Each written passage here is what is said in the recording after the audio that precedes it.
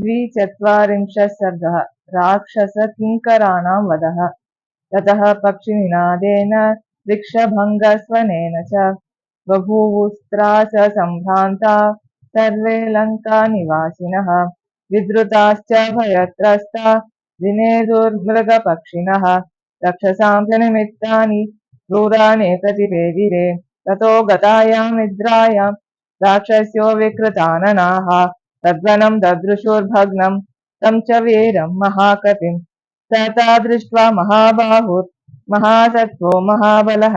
चकार सुमहद्रूपं राक्षसीनां भयावहं ततस्तं गिरिसङ्काशम् अतिकायं महाबलं राक्षस्यो वानरं दृष्ट्वा पप्रच्छुर्जनकात्मजां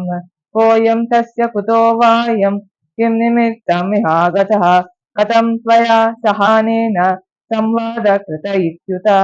आचक्ष्व नो विशालाक्षि मा भूते सुभगे भयं संवादमसितापाङ्गे त्वया किं कृतवानयम् अथा ब्रवीत् तदा साध्वी सीता सर्वाङ्गसुन्दरी रक्षसां भीमरूपाणां विज्ञाने मम का गतिः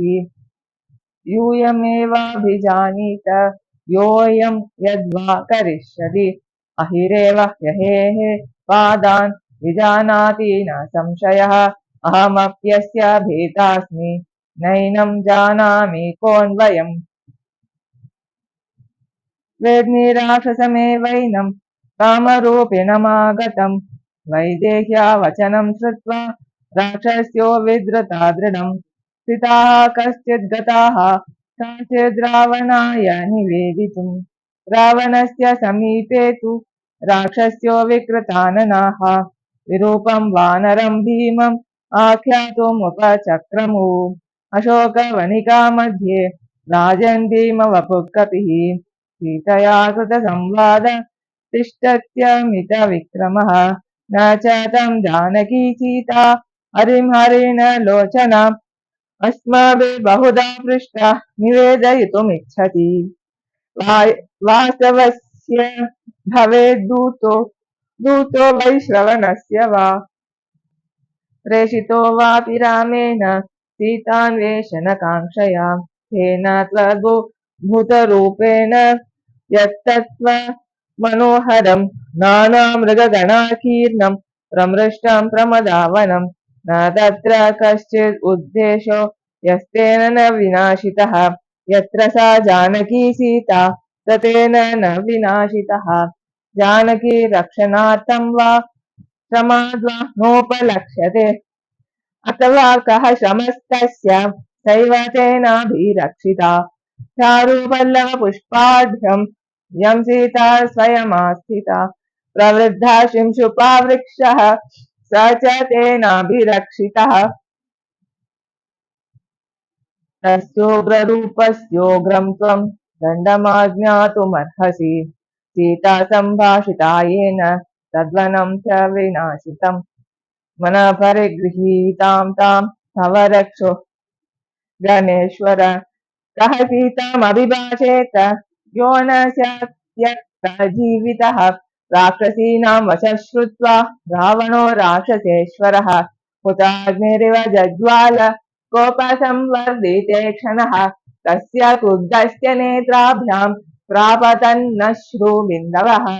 दीप्ताभ्यामिव दीपाभ्यां साक्षिष स्नेहबिन्दवः आत्मनः सदृशान् शूरान् किङ्करान् नाम राक्षसान् व्याधिदेशमहातेज निग्रहार्थं हनुमतः तेषामशीतिसाहस्रं किङ्कराणां तरस्विनां निर्ययुर्भवनात् तस्मात् कूटमुद्गरपाणयः महोदरा महादंष्ट्रा घोररूपा महाबलाः युद्धाभिमनसः सर्वे हनुमद्ग्रहणोन्मुखाः ते कपिं तं समासाद्य तोरणस्थम् अवस्थितम् अभिपेतुर्महावेगा पतंगा इव पावकम् ते गदाभिर्विचित्राभिः परिगैः काञ्चनाङ्गदैः आजग्नुर्वानरश्रेष्ठम् शरैश्चादित्यसन्निभैः मुद्गरैः पट्टिशैः शूलैः प्रासतोऽमरशक्तिभिः परिवार्य हनुमन्तं सहसातस्थुरग्रतः हनुमानपि तेजस्वी श्रीमान् पर्वतसन्निभः कृतावाविध्य लाङ्गूलं ननाद च महास्वनं स भूत्वा सुमहाकायो हनुमान् मारुतात्मजः दृष्टमास्फोटयामास लङ्कां शब्देन पूरयन् तस्या स्फोटितशब्देन महता सानुनादिना तेतुर्विहङ्ग गहनादुच्चैश्चेदमघोषयत् जयत्यतिबलो रामो लक्ष्मणश्च महाबलः राजा जयति सुग्रीवो राघवेणाभिपालितः दासोऽहं कौसलेन्द्रस्य रामस्याक्लिष्टकर्मणः हनुमान् शत्रुसैन्यानां निहन्ता मारुतात्मजः न रावणसहस्रं मे युद्धे प्रतिबलं भवेत् शिलाभिस्तु प्रहरतः पादपैश्च सहस्रशः अर्दयित्वा पुरीं लङ्काम् अभिवाद्य च मैथिलीं समृद्धार्थो गमिष्यामि निशतां सर्वरक्षसाम् तस्य सन्नादशब्देन ते अभवन् भयशङ्किताः ददृशुश्च हनुमन्तं सन्ध्यामेघमिवोन्नतम् स्वामि सन्देश निःशङ्कास्ततस्ते राक्षसाः कपिं चित्रैः प्रहरणैर्भीमैरभिपेतुस्ततस्ततः स तैः परिवृतः शूरैः सर्वतः स महाबलः आससादाय संभीमं परिघं तोरणाश्रितं स तं परिघमादाय जगान च निशाचरान् स पन्नगमिवादाय स्फुरन्तं विनतासुतः विचचाराम्बरे वीरः परिगृह्य च मारुतिः स हत्वा राक्षसान् वीरान् किङ्करान् मारुतात्मजः युद्धकाङ्क्षी पुनर्वीरस्तोरणं समुपाश्रितः ततस्तस्मात् भयान्मुक्ताः कतिचित् तत्र राक्षसाः निहतान् किङ्करान् सर्वान् रावणाय न्यवेदयन् स राक्षसानां निहतं महद्बलं निशम्य राजा परिवृत्तलोचनः